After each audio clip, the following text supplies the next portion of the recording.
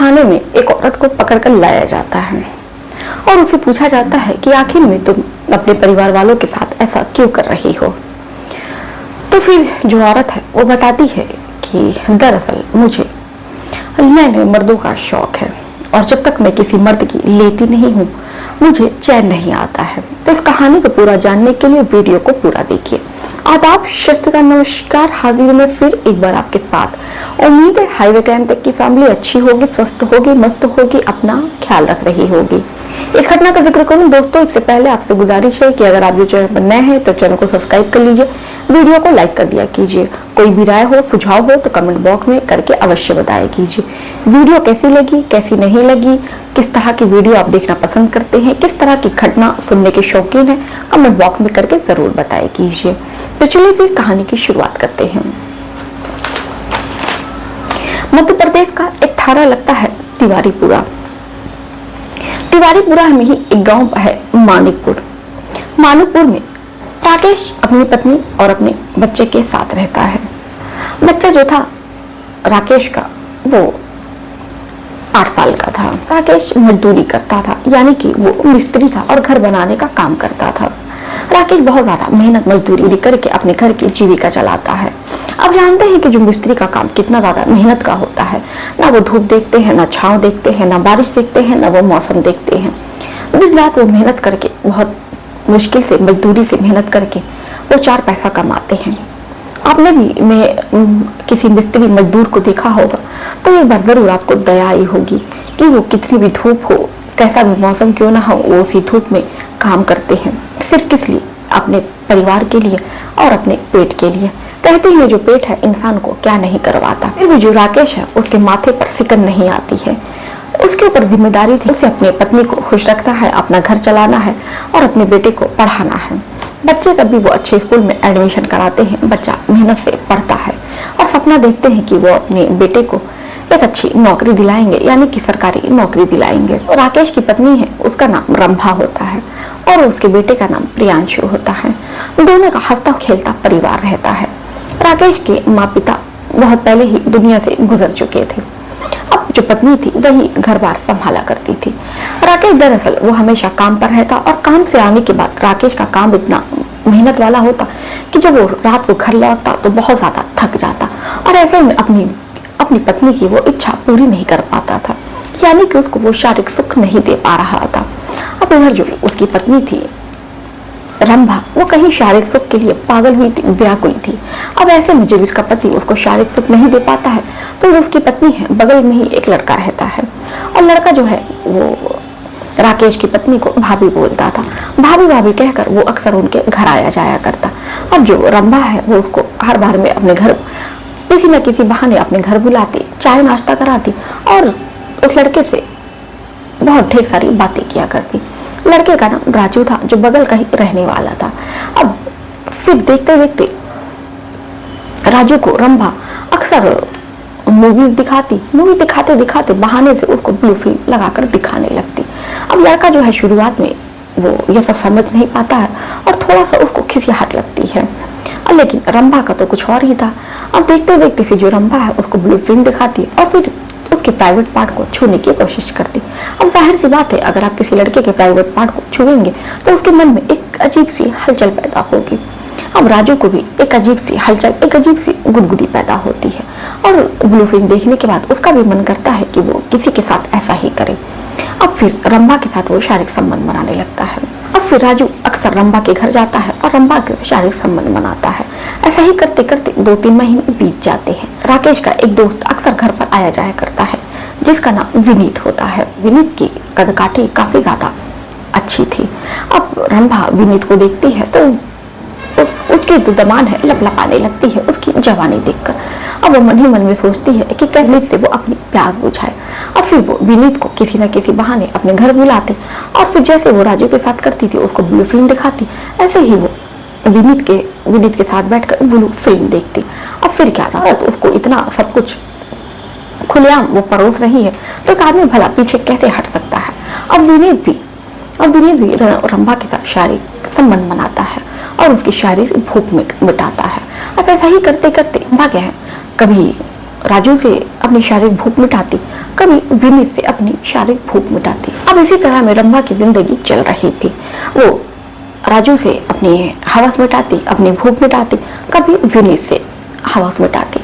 फिर एक बार ऐसे ही वो एक दिन फिल्म देखती है कि दो लड़के मिलकर एक औरत के साथ शारीरिक संबंध बनाते हैं।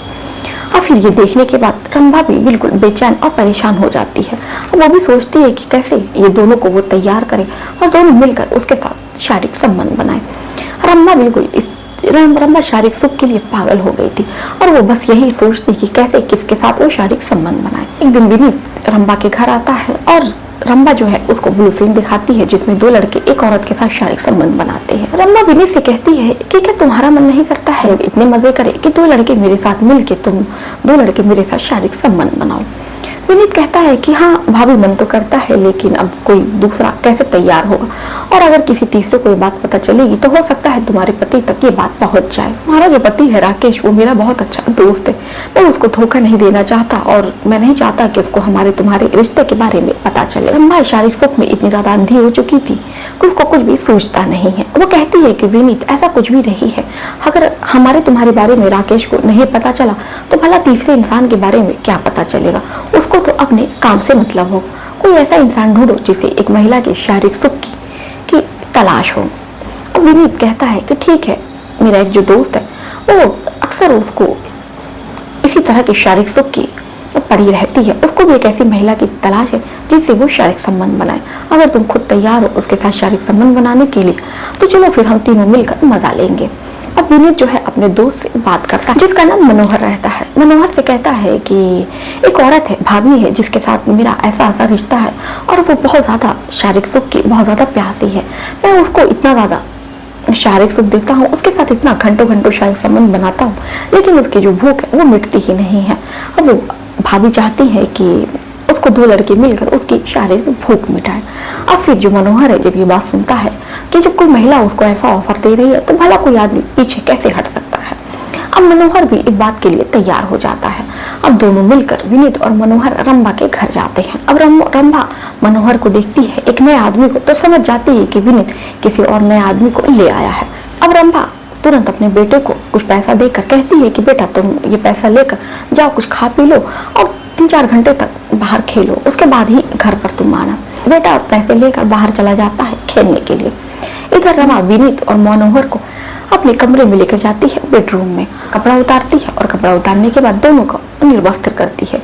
और फिर दोनों निर्वस्त्र हो जाते हैं और तीनों एक दूसरे के साथ शारीरिक संबंध बनाने लगते हैं। और फिर इधर जो रंभा थी वो ब्लू फिल्म भी लगाकर टेबल पर रख देती है।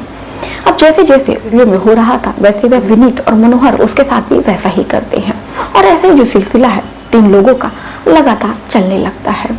अपनी माँ को ऐसी हालत में 2 आदमियों के साथ देख लेता है। और फिर वो अपनी माँ से कहता है कि माँ ये तुम क्या कर रही हो, तुम 2 आदमी आते हो और तुम उनके साथ कपड़े उतार कर क्या करती हो, मैं इस बारे में पापा को बताऊंगा। जब ये बात रंभा सुनती है तो वो सोचती है कि कहीं सच में राकेश को इसका बेटा उसके करतूतों के बारे में बता ना दे। अब फिर वो उसको समझ में नहीं आता है। वो दोनों अपने आशिक से बात करती है, विनीत और मनोहर से, कि क्या करना चाहिए। मुझे डर लग रहा है कि कहीं ये रात को मेरे पति मनोहर आए और ये मनोहर से सारी बात मेरा बेटा बता ना दे। अब तीनों मिलकर प्लान बनाते हैं प्रियांशु को रास्ते से हटाने का। अब विनीत मनोहर मिलकर प्रियांशु का गला दबा देते हैं और फिर उसको छत पर से धक्का दे देते हैं कि ताकि लोगों को लगे कि प्रियांशु खेलते खेलते घर से नीचे गिर गया। अब फिर जब उसको धक्का देते हैं फिर रंभा से कहते हैं कि तुम रोने का नाटक करो और ऐसा तुम नाटक करो कि गांव वालों को लगे कि बच्चा खेलते खेलते छत पर से गिर गया। अब रंभा भी ऐसा ही नाटक करने लगती है। वो जोर से चिल्लाने लगती है, चीखने लगती है कि मेरा बेटा वो छत से खेलते खेलते नीचे गिर गया। अब इधर राकेश के पास फोन जाता है। राकेश दौड़े दौड़े घर पर आता है और उसके बाद से वो फिर अपने बेटे की लाश देखता है तो उसके पैरों तले जमीन खिसक जाती है और वो तुरंत पुलिस को फोन करके सूचना देता है। रंभा कहती है कि इसमें पुलिस की क्या जरूरत है, पुलिस आएगी फालतू से पूछताछ करेगी। अब जो रंभा है कहीं ना कहीं इस बात से हिचकिचाने लगती है, डरने लगती है। राकेश भी सोचता है कि आखिर मेरी पत्नी इतना डर क्यों रही है, लेकिन राकेश सोचता है कि हो सकता है कि इससे पहले मेरी पत्नी ने कभी पुलिस का सामना नहीं किया, पुलिस का उसने नाम भी नहीं सुना, तो हो सकता है इस वजह से मेरी पत्नी डर रही है। तभी वहां पर पुलिस आती है, लाश को पैक करती है और पोस्टमार्टम के लिए भेज देती है। फिर उसके बाद से रंभा से पूछताछ करती है और राकेश से पूछताछ करती है कि जब आपके बेटे की हत्या हुई तो जब आपका बेटा छत से गिरा तो आप लोग कहाँ थे। राकेश बताता है कि मैं मजदूरी करने के लिए गाँव गया हुआ था। पत्नी बताती है, रंभा बताती है कि मैं घर पर ही अपना काम कर रही थी। और फिर उसके बाद से पुलिस पूछताछ करके और गांव वाले से पूछताछ करती है और उसके बाद से गांव वाले से वो पूछताछ करती है तो पता चलता है कि इसके घर में अक्सर बहुत सारे आदमियों को आना जाना लगा रहता है। जब इसका मर्द घर पर नहीं होता है तो बहुत सारे आदमी इसके घर पर आते जाते रहते हैं। पुलिस वाले भी फिर सोचते हैं कि आखिर में ये माजरा क्या है। फिर पुलिस वाले अपने थाने में चले आते हैं और पोस्टमार्टम रिपोर्ट तक आ जाती है। उसके बाद पोस्टमार्टम रिपोर्ट में खुलासा होता है कि जो प्रियांशु की मृत्यु है वो छत पर गिरने से नहीं बल्कि गला घोटकर मारने से हुई है। अब पुलिस वालों को रंभा पर शक हो जाता है और वो रंभा के घर पर पहुंचती है उसको गिरफ्तार करने के लिए। राकेश पूछता है कि आप मेरी पत्नी को क्यों गिरफ्तार कर रहे हैं। तो पुलिस वाले बताते हैं कि दरअसल तुम्हारे बेटे की मृत्यु जो है वो छत पर गिरने से नहीं बल्कि गला घोटकर मारने से हुई है। अब राकेश जब ये बात सुनता है तो काफी ज्यादा परेशान हो जाता है कि सर आप लोग ये क्या कह रहे हैं और मेरी पत्नी भला मेरे बेटे को क्यों मारेगी। वाले कहते हैं कि हम इसको थाने लेकर जाएंगे। वाले का भी कहना है कि तुम्हारी पत्नी का नाजायज संबंध है लोगों से, तुम्हारे घर में अक्सर कई आदमियों को आना जाना लगा रहता है। अब राकेश जब ये बात सुनता है तो उसके पैरों तले जमीन खिसक जाती है। वो पुलिस वालों से कहता है कि सर आप जल्दी इसको गिरफ्तार करके ले जाइए और इससे सारा सच उगलवाइए कि क्या सच में इसी ने मेरे बेटे की हत्या की और क्या इसका और लोगों के साथ अवैध संबंध था। पुलिस रंभा को लेकर थाने आती है और रंभा से पूछताछ करती है और लेकिन रंभा जो है वो अपना सच कबूल नहीं करती है। तभी लेडीज कांस्टेबल को बुलाती है और लेडीज कांस्टेबल उसको मारती है, पीटती है। तब जाके रंभा अपना सच जो है वो सबके सामने लेकर आती है। बताती है कि दरअसल उसे नए नए मर्दों का शौक था। बताती है कि राजू, विनीत और मनोहर से उसका अवैध संबंध था। दरअसल उसका जो पति है उसको शारीरिक सुख नहीं दे पाता था तो इसी चक्कर में उसने 3 मर्दों से अपनी शारीरिक भूख मिटाई। पुलिस वाली बातें सुनते हैं तो काफी ज्यादा हैरान और दंग रह जाते हैं कि एक लड़की 3 मर्दों को वो अपना शिकार बनाती है और अपने ही बेटे की वो हवस में इतनी अंधी हो जाती है कि अपने ही बेटे की हत्या कर देती है। तो दोस्तों इस महिला पर आपकी क्या राय है, अपनी राय कमेंट बॉक्स में करके जरूर बताइएगा। हालांकि विनीत और मनोहर को भी पुलिस गिरफ्तार करके प्रियांशु के कत्ल के जुर्म में सलाखों के पीछे भेज देती है।